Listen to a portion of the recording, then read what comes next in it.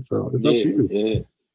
But, I but like it that. takes it's time though, and that's what people time's is valuable for everyone. Everyone's time is different, so that's the hard part. It's like That's the yeah, man. Especially with this pandemic, bro. This has really showed me the importance of your time and how nothing's guaranteed, nothing's secure, not like it's like so many people that I know that have had jobs that they thought like, I'm stable here, this and they're out of a job.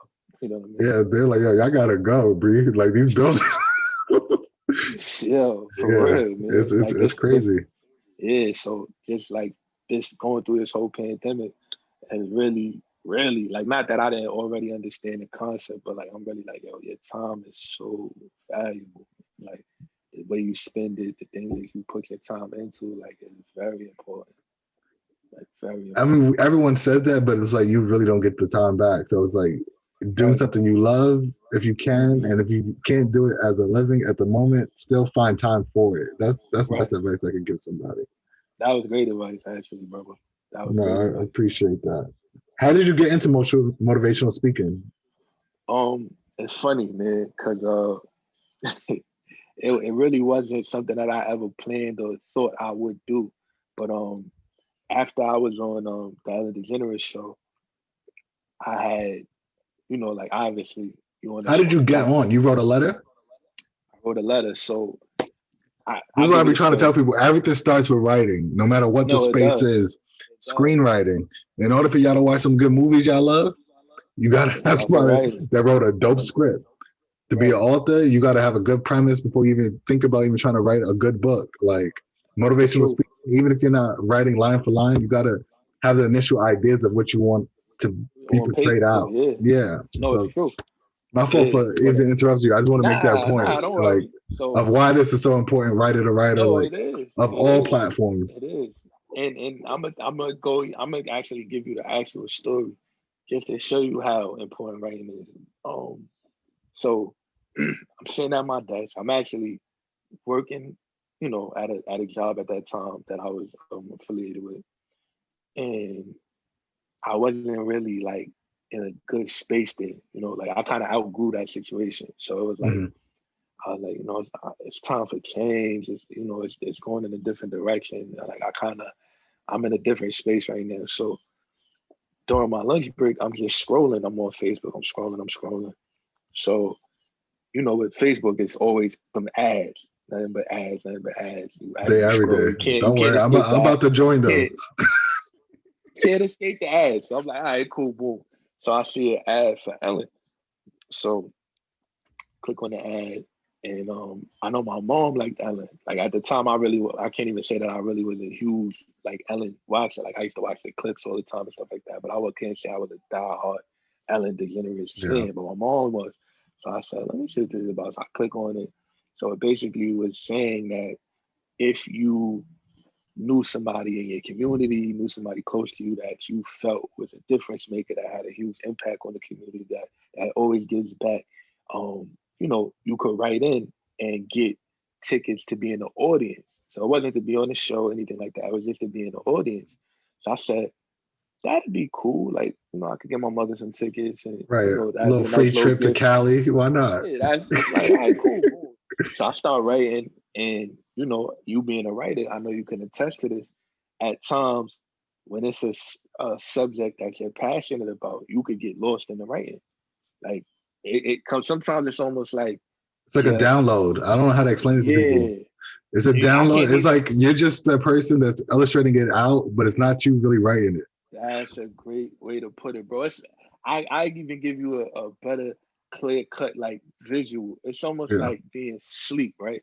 And having your car in cruise control where you're just doing the steering wheel, but the car's just moving on its own. So yeah, you Right. have to direct it, but that car is gonna go It's regardless whether flowing. you put on the Yeah. gas or not. So that's what ended up happening to me. It was like I was just subconsciously just writing what I felt. And, my mother being somebody that I'm extremely passionate about, being raised by a single mother, having a relationship that I've always had with her, being a young black mother and stuff like that. That's always been a topic that was very easy for me to get lost in. You know what I mean? So as I'm writing, I kind of caught myself. I'm like, damn, I don't think it's supposed to be this long. But my coworker was with me. He was like, nah, bro, like send that in. You bugging, cause I was gonna delete it, bro. Actually, I was like, nah, this is too long. It was like, yo, bro, send it in. You bugging. I'm like, all right. So I send it in. I leave, bro, to go get lunch with my coworker. Come back. I don't think I was going 20 minutes, bro. It could have been like 15, 20 the most. I get back. I left my phone on the charger, so I picked my phone up. I'm like, Burbank, California. I'm like, so immediately I'm like, oh, here we go with the bill collectors. And, you know, it's like that's my first. Yeah, I got no problems. Right. They left the voicemail. So I'm like, yeah, it's definitely got to be some bill collectors. So I listened to the voicemail and it's the producers of the show. So I'm like, you know, me being from the city, bro. My first instinct is, oh, somebody. I know you were about to say me as a black man.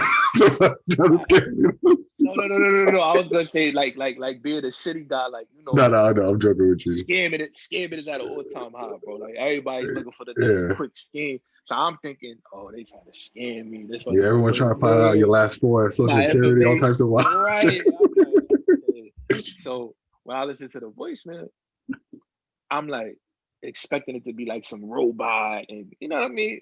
So when I pick it up, it's a real woman. So I'm like, wait, hold on. So they're like, hey, you know, this is the executive producer of the Ellen show.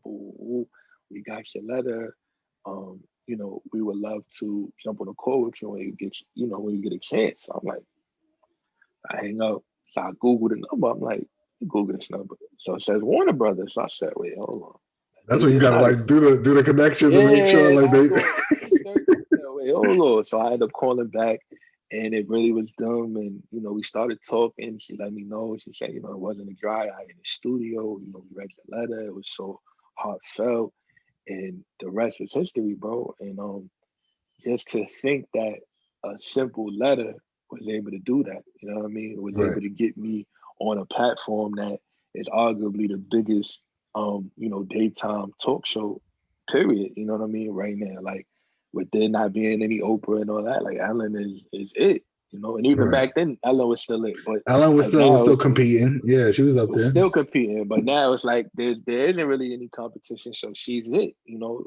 So to make it on a platform of that, you know, magnitude, just off a letter, you know what I mean? It just showed me the importance of, like you said, writing, because it was like that doesn't happen any other way. I don't get on from a video. I don't get on from you know, dancing on Instagram or making TikTok jokes or whatever they doing. Yeah. Right. It took a letter, bro. You know what I mean? So that being said, I think that that really opened my eyes to the importance of writing and the places that writing can take you, even in the smallest form of writing. You know what I mean? Something as simple as a one-page letter. But saying all that to say, after being on the show, for one, Ellen was like, because, you know, I spoke to her backstage and like she was so cool, and, you know, we were conversing and she was just saying like, you know, you're a very elegant speaker. She was like, you know, I was very impressed with the way you were able to answer the questions and keep your composure, even though you didn't know this was going to happen. You know what I mean? You didn't know I was going to call you down here. You were going to be in front of all these lights and cameras, and you still were able to answer the questions very elegantly. Right. So she, you know, her saying that, I said, you know, that's deep. Like, I never even thought about speaking in that way, or like I never even thought about the importance of being able to do that. So from there, when I got back home, because, you know, we filmed the show, and then the day after we ended up leaving after we filmed it. So we got there like 2 days before we filmed, showed in LA, did the show, left the next day, and bro, as soon as I got home and I showed Ed, my DMs were like, it's like I'm kind of glad that I didn't have Instagram yet, because the way my Facebook was flooded with messages, bro, from like so many different companies. People that like probably don't see you, that had you as Facebook, didn't realize it, and it's like, oh, let me just say congratulations. You got. Bro. I'm sure I even sent you like, oh, that's dope, congrats. Right, like, yeah, bro. Like, even though I try to still talk to you from time to time, I'm sure you have people that you haven't spoken to in years, though. Also, bro, like, years, bro. Yeah. People that I never heard a peep from, that I didn't even know we were friends. I'm like, yo, this is crazy. And then, you know, I'm getting messages from Africa, bro.